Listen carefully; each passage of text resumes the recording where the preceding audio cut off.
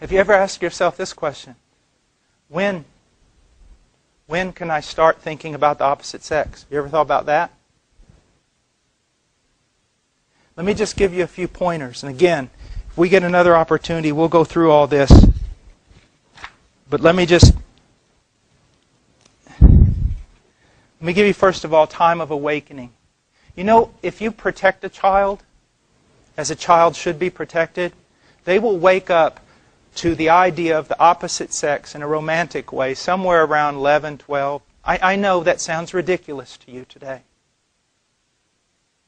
But it also sounds ridiculous to you today that I will not take my boys to the mall because I do not want them to see what's hanging on the walls. And I do not want them to see most of the girls and the guys that are walking around that mall.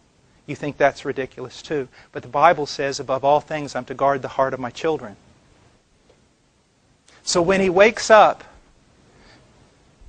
and he realizes, wow, Dad, can I talk to you about something?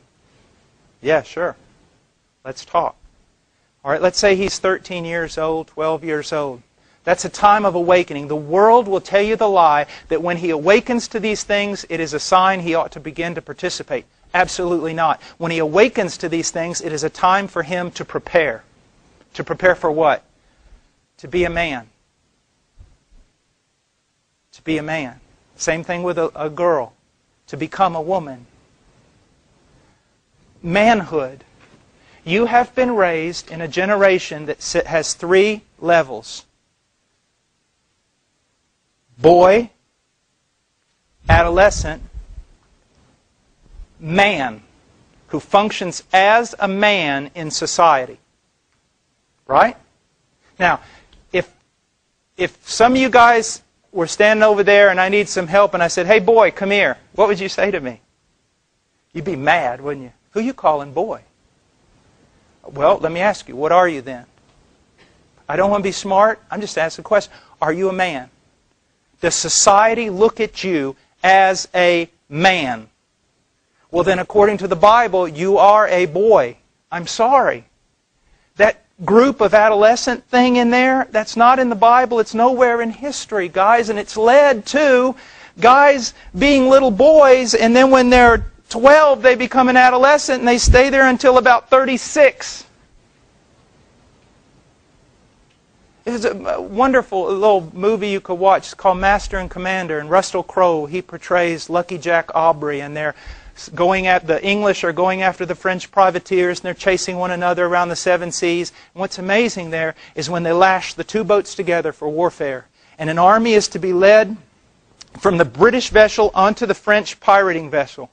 It's amazing. The men are led into battle by a boy that's about 15 years old. What would he be doing today? You see what's happened. You see, because they don't teach history and they don't teach the Bible, we've bought into everything psychological, everything secular, nothing biblical. Then we have all these things in which even secular authorities are crying out now saying, are there any men? So when you're awakened, it doesn't mean as a beast you go out and try to mate with something.